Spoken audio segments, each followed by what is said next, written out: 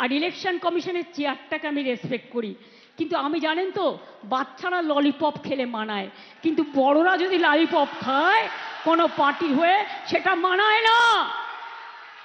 শুনুন, এটা বাংলা। স্বাধীনতার আগে কলকাতা ছিল, একটু ইতিহাস বলি, বাংলার রাজধানী। কেন সরিয়ে নিয়ে গিয়েছিল ইংরেজরা? ওরা জানতো সবাইকে লড়তে পারলেও বাংলাকে লড়তে পারে না, তাই তারা বাধ্য হয়ে কলকাতা থেকে রাজধানী দিল্লি নিয়ে গিয়েছিল। আর শুনুন, আমি আমার কথা বলছি না, গৌতম ঘোষের একটা, উনি বিখ্যাত পরিচালক, ওনার ইতিহাস জ্ঞান খুব ভালো আছেন। উনি একদিন একটা টুইট করলেন, আমি সেটা দেখলাম। উনি বললেন, আমি সেটাকে উচ্চারণ করছি, ভারত ভাগ তো হয়নি। যখন স্বাধীনতা আন্দোলনের ভাগ হয়েছিল, আগে ইন্ডিয়া, পাকিস্তান, বাংলাদেশ একসাথে ছিল, কিন্তু যখন ভারত ভাগ হলো তখন ভাগটা আসলে কার হয়েছিল? বাংলা আর পাঞ্জাবের। এটা মনে রাখবেন। তাই বাংলায় কথা বলে ওপারের লোকেরা, ওটা একটা দেশ তৈরি হয়ে গিয়েছিল, ওটা বাংলাদেশ। আর পাকিস্তানেও একটা পাঞ্জাব আছে। তার কারণ হচ্ছে আন্দামান সেলুলার জেলে দেখবেন তার রেপ্লিকা আমি তুলে এনে আলিপুর মিউজিয়ামে নিয়ে এসেছি, একবার গিয়ে দেখে আসবেন। 90% স্বাধীনতা সংগ্রামী যারা আন্দামান সেলুলার জেলে ছিল তারা কিন্তু বাংলার, তারা কিন্তু বাঙালি ছিলেন। আর 10% ছিল পাঞ্জাবি।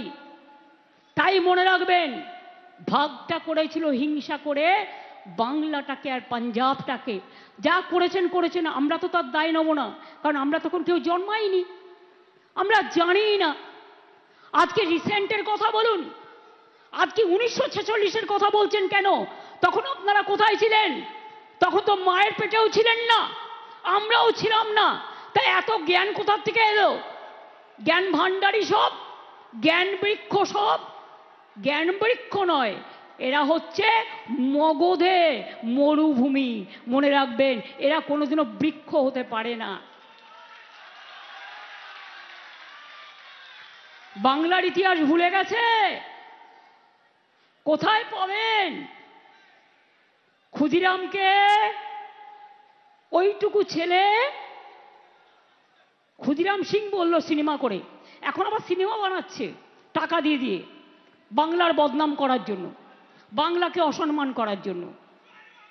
বলছে ক্ষুদিরাম সিং, আমি দিয়ে দিয়েছি তার ডকুমেন্ট, যখন তার ফাঁসির অর্ডার দিয়েছিল ক্ষুদিরাম বসু লেখা আছে। এবং সেদিন সে গান গাইতে গাইতে বলল ফাঁসির মঞ্চে গিয়ে, একবার ফাঁসি দেখবে ভারতবাসী। কোথায় ছিলে তখন বাম রাম শ্যামেরা, গদাই জগাই মাধাইরা? তোমাদের জন্ম কবে? কোন দিন স্বাধীনতা আন্দোলন করেছো?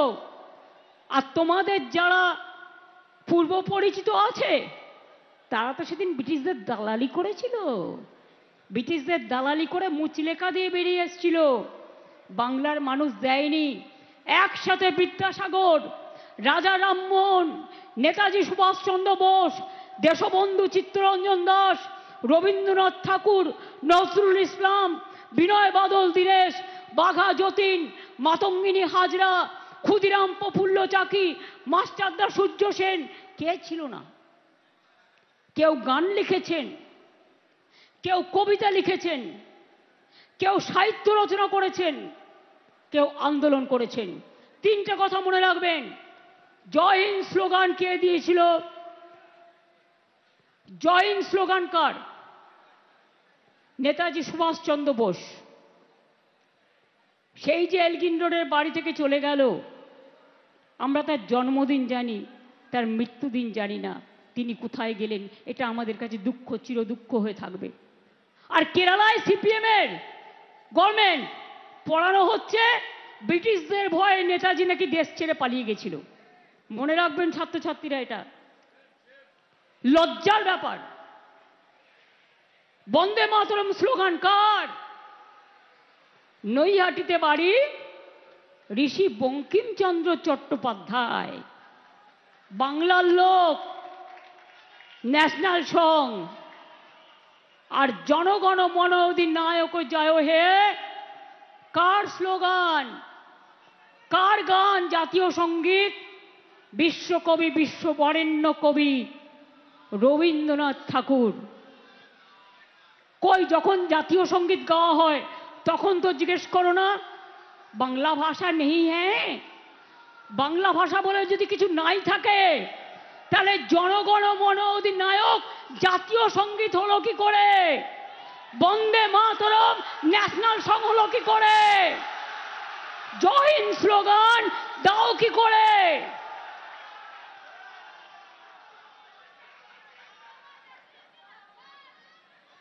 বাংলার মাটির জ্ঞান এবং গুণ, বাংলার মাটির বিদ্যা এবং বুদ্ধি জেনে রাখো, যতই চক্রান্ত করো কোনো লাভ হবে না। সারা ভারতবর্ষ থেকে 500টা টিম নিয়ে এসছে বিজেপি, বাড়ি বাড়ি সার্ভে করছে, কার কার নাম বাদ দেওয়া যায়। সবাই যার নিজের নিজের এলাকায় লক্ষ্য রাখবেন, কেউ সার্ভে করতে আসলে কখনো নিজের ডিটেলস বলবেন না। আপনার ডিটেলস নিয়ে গিয়ে আপনার নাম কেটে বাদ দিয়ে দেবে, এটা মাথায় রাখবেন। নিজে ভোটার কেন্দ্রে গিয়ে দেখবেন নিজের নামটা আছে কিনা। আধার কার্ডটা করে রাখুন, আধার কার্ডটা কম্পালসারি করে দেওয়া হয়েছে। ললিপপ সরকার বিডিওদের ভয় দেখাচ্ছে, এসডিওদের ভয় দেখাচ্ছে, ডিএমদের ভয় দেখাচ্ছে, পুলিশকে ভয় দেখাচ্ছে, বলছে চাকরি খেয়ে নেবো নয় জেলে পুড়ে দেবো। আমি বলি ইলেকশন কমিশন আসে আর যায়, তারপরে কিন্তু রাজ্য সরকার থাকে। ইলেকশন কমিশনের আয়ু ইলেকশন চলাকালীন 3 মাস। গায়ের জোরে এসব হবে না। ভান্ডারা কিন্তু আমাদের কাছেও আছে, যেমন লক্ষ্মীর ভান্ডার আছে তেমনি আপনাদের দুর্নীতির ভান্ডারাও আছে। খুলে দেব, ফাঁস করে দেব। পরিবারতন্ত্র করেন না অমিত বাবু। আপনার ছেলে ইন্টারন্যাশনাল ক্রিকেট বোর্ডের প্রেসিডেন্ট, রাজনীতি করলে তো তার কিছুই নেই। এ তো হাজার হাজার লক্ষ লক্ষ কোটি টাকার মামলা। কই, এটা পরিবারতন্ত্র নয়, এটা সমাজতন্ত্র। জিজ্ঞেস করুন ললিপপ সরকারের ললিপপ বাবু আপনার পরিবারের কতজন, কোন কোন রাজ্যে আইপিএস আছে, আইএস আছে, সব নিজের পরিবারকে চারিদিকে কাজে লাগিয়ে আপনি এখন ললিপপ চালাচ্ছেন আমাদের ওপরে। আমরা ললিপপ বাচ্চাদের দিই, 18 বছরের নতুন ভোটারদের আমরা ললিপপ দিই না, আমরা অধিকার দিই, গণতান্ত্রিক অধিকার দিই। তাই মনে রাখুন, আপনাদের জোর জুলুম বাংলা মানছেন না, মানবেন না। আপনারা যদি এখন, আমরা 100। বিনা যুদ্ধে 1 ইঞ্চি জমি তৃণমূল কংগ্রেস ছাড়েনি, ছাড়বে না।